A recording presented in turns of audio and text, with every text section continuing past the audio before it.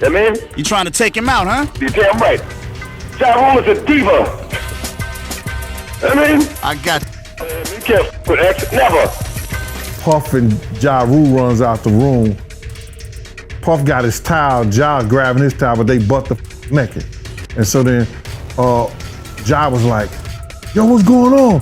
Yo, G, that's my cousin. He know me well. Oh God, you guys won't believe what's going on with Ja Rule. Like, has anyone else noticed how he always seems to cozy up to the most controversial people? The latest tea? He just jumped head first into the Drake versus Kendrick beef, and shocker, he's totally team Drake. I mean, seriously, it's like clockwork with him. Whenever there's someone facing shady accusations, there's Ja Rule defending them. Remember how he went all out supporting Diddy recently? That whole mess got him so much backlash that he had to lay low for a bit. But honey, he just couldn't help himself. Now he's back stirring the pot by throwing his support behind Drake. And let me tell you, it got people digging into his past with Diddy. And what they found? Scandalous. Apparently, Ja has been Diddy's yes man for decades, and word on the street is he's got some pretty cozy connections with Drake too. That's why he's always rushing to defend them both. There's so much tea to spill here, so let's get into all this drama. Black man in this industry, going through some unfortunate, circumstances, and so, I wish him luck as well with everything he's going through, and if there's victims in this, I swear somebody needs to take away Ja Rule's phone and stop him from doing interviews, because every single time he opens his mouth, he just proves what a total weirdo he is. His latest attention-seeking moment, he just had to insert himself into the Drake-Kendrick beef, and obviously he picked Drake's side. Get this, Ja just dropped this new song snippet, and fans immediately caught him throwing shade at Kendrick while basically kissing up to Drake. In the track, he's all like, these ninjas been linking up with ninjas they don't F with to F with me. That's a gram from the boy Aubrey, the top's always lonely. Like, seriously? And here's the most ridiculous part. Literally no one asked for Ja Rule's opinion on this beef. He could have just stayed quiet and people would have forgotten about all those skeletons in his closet. But no, and honestly, fans weren't even shocked that he's Team Drake because, honey, this man has a history of cozying up to the industry's shadiest rappers, especially Diddy. Let me spill the ancient tea. Ja and Diddy's relationship goes way back to the early 2000s when Diddy took Ja under his wing and started showing him the ropes in the industry. Back then, Ja was actually killing it as Murder Inc.'s Golden Boy under Def Jam Records. Remember those hits? Holla Holla, Between Me and You, Put It On Me, Living It Up. He was everywhere in the late 90s and early 2000s. But honey, the rumors that started floating around? Scandalous. People were whispering that Ja was an industry plant and that he was, let's just say, doing favors for certain powerful people to get his deals. And guess who was right at the center of those rumors? Diddy. Now, these whispers about Ja being Diddy's special friend didn't really take off because Ja married his high school sweetheart Aisha Murray in 2001, right when the rumors were getting juicy. Sure, Ja was in literally every picture with Diddy from that era, but nothing seemed too that is until 2022. That's when Diddy's former bodyguard dropped the TEA, honey. During an interview, this man, Gene, just let it all out. He spilled about escorting Diddy on this shopping spree that ended up at an adult toy store. And what happened next? You won't believe it. And he's in exotic bookstores and he's doing shopping, right? He's shopping, getting his stuff and everything like that. So, this is the first time I was ever in an exotic bookstore with Puff. So, I'm giving him his space. He's taking things off the shelves and stuff like that because they gave him a brown paper bag. When they gave him a brown paper bag, he was just putting stuff in there. So I said, damn, he got to go put it on the counter and, show everybody what he's getting. So as he going, I'm just looking at the places where he picking stuff from. So there's one part he picked up some things from up here on my left side. And then he picked quite a few of them down. I was like, okay. He put them in the bag.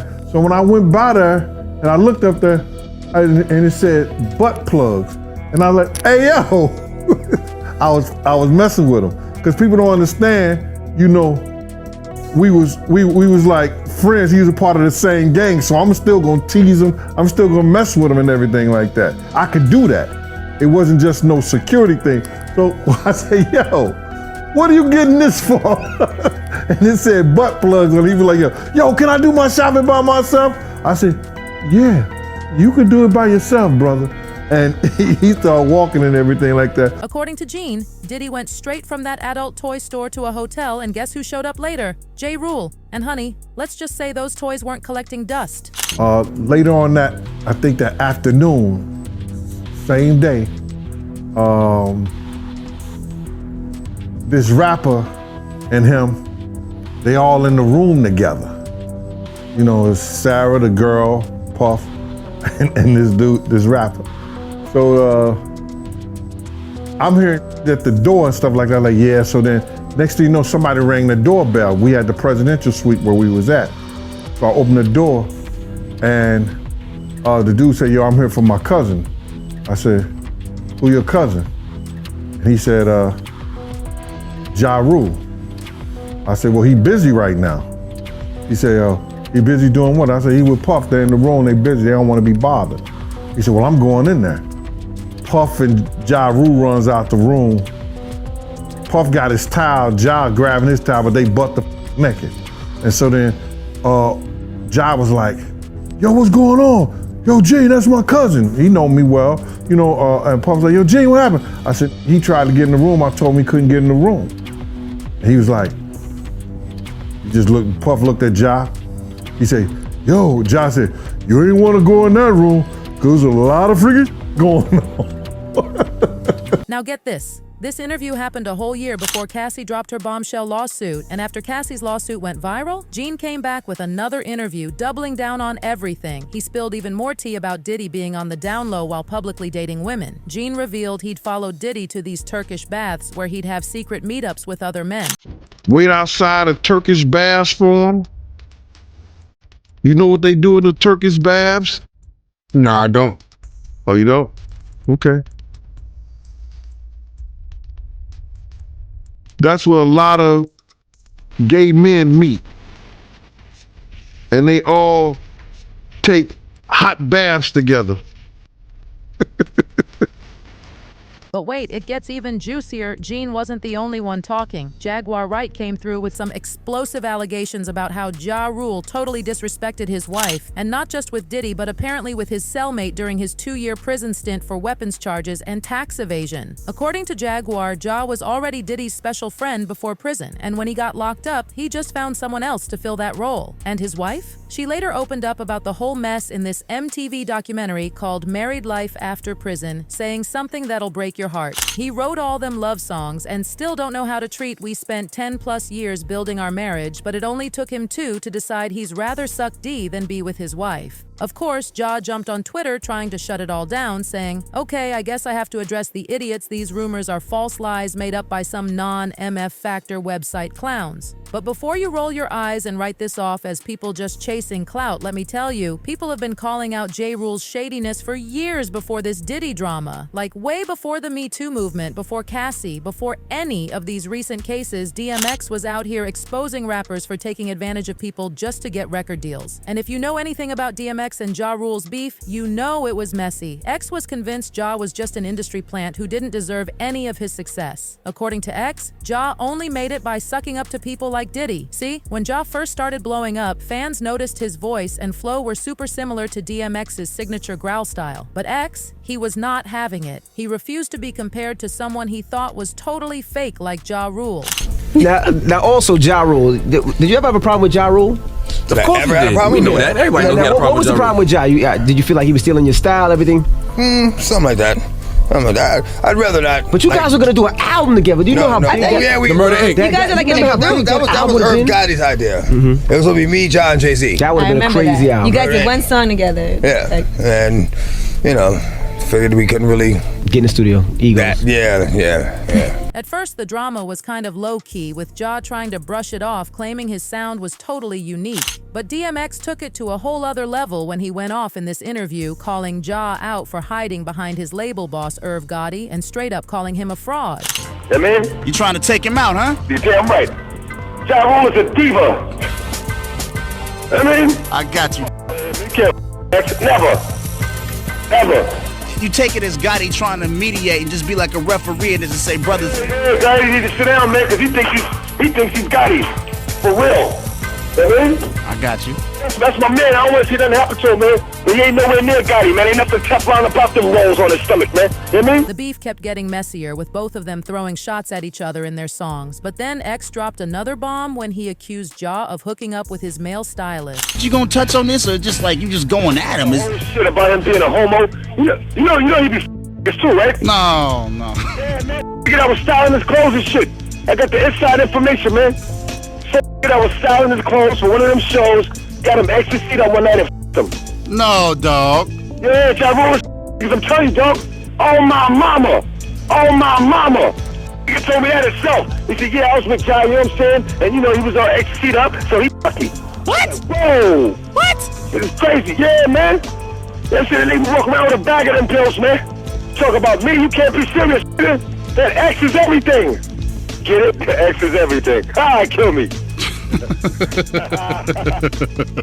X was always going after rappers who played those industry games and did shady stuff just to get in good with their label bosses. Now, he didn't name Ja directly, but everyone knew who he was talking about. But then, Tony Yayo just came out and said what everyone was thinking, calling Ja an industry plant and a fake gangster. Tony did not hold back. I'm not here to talk about that, but Ja Rule's numbers and the Lost Boys numbers aren't even close to each other. He was sort of like... Aren't even close to each other. He was like the industry plant early, Ja Rule. Singing, you know what I mean? He was like, you know what I mean? 50 doesn't sing? 50 sings. 50 don't sing. It's melodies. Yes, it's a difference between singing and melodies, to me. All right. When nigga said, where would I be without you? Come on. That Agree to shit. disagree. Lonely. Y'all was jacking that shit. But as soon as the G-Unit storm came, I like the Lost Boys, but the numbers aren't even similar. That's all I'm saying. I'm saying Lost Boys. I interviewed rest Mr. in peace. Cheeks. Look, rest in peace to Freaky Ty. He was from my hood. Yeah. So it had more of an impact to me because that was as I seen that actually had some traction in my hood. Ja Rule was a buster to me. So I don't know him. He's from the other side of town. Know what I mean? But he a buster to me, and he's still a buster. Irv's a buster. Irv Brothers a buster.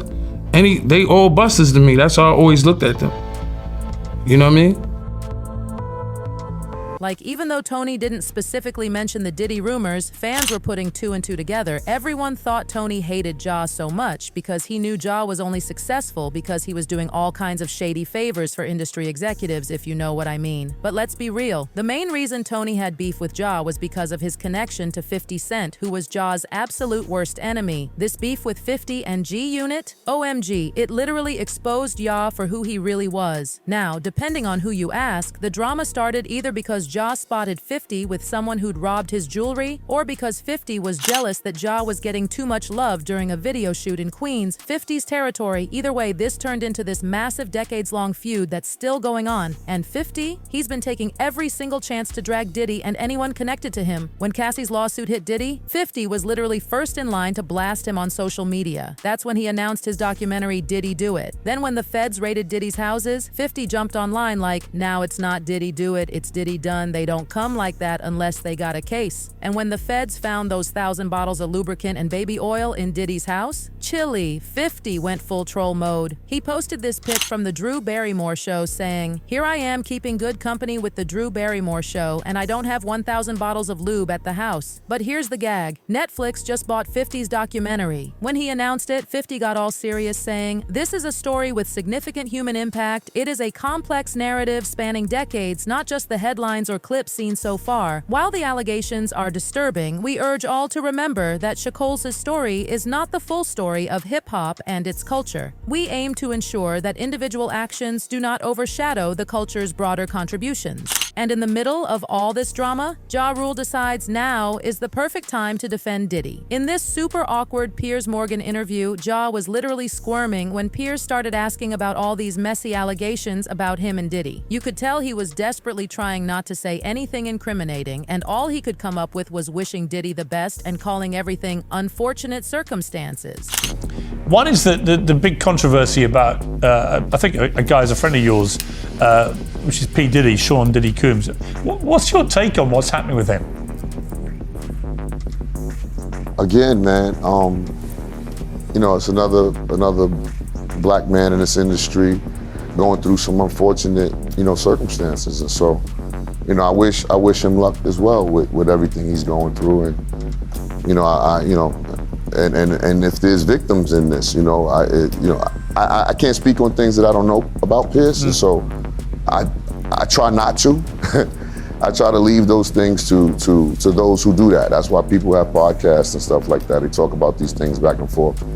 I don't really get involved with that, but yeah, I wish everybody, love and pray. And I mean, some people thought it was pretty right. Some people thought it was pretty amazing that the rap industry did not get the treatment from the Me Too campaign that other parts of the entertainment business got. Do you think that that's now happening? Is there now a moment of reckoning for people in the rap industry? I couldn't tell you. It's a very unfortunate thing for the victims of these situations, and for the people who also being accused of these situations. I believe in justice, and I believe in the crime fitting the punishment fitting the crime. I believe in that as well. And if people get convicted of the things that these people are saying, then they should be put in jail. But I also believe, on the flip side, if people are lying about these things, they should also be taken to court, tried, and be put in prison as well. So, I think it's a two-way street when it comes to these things, And when Piers made this little joke about Diddy being in Ja's house, OMG, you should have seen how Ja nervously laughed it off trying to act all cool. What's up, Fausto? I'm doing an interview, baby. I'm live on TV. I'll check y'all later. I'll come golf with y'all later. Yeah. Who's that, Diddy? But who? Was that Diddy or Fiddy? Who? Fausto. That's my guy, Fausto. You got jokes, Pierce. I see you got jokes. See, I've never done an interview with you, Pierce, and I don't really watch too many of your interviews, so I don't know your humor right now, but I'm getting it. It's very British. People went in on January for this interview, like defending Diddy when he's facing some of the most horrifying allegations in Hollywood history. That's a choice. And trying to say Diddy's accusers are lying and he's just a victim of unfortunate circumstances, not a good look. DJ Academics even dropped his thoughts about all these Ja Rule and Diddy rumors, pointing out how suspicious it was that Ja basically disappeared after those rumors about him getting freaky with Diddy started spreading. Yeah, no. Ever since Gene Deal said that Ja Rule came out of the joint with a towel, I ain't seen Ja since. What does Ja Rule think now? And Ja's my man, but still, what does he think? Yeah, I feel you. And he shouldn't say nothing, right? He shouldn't say nothing, because we're in the time that when these moments happen, anything you say makes you look more guiltier. Be like, oh, how many parties had?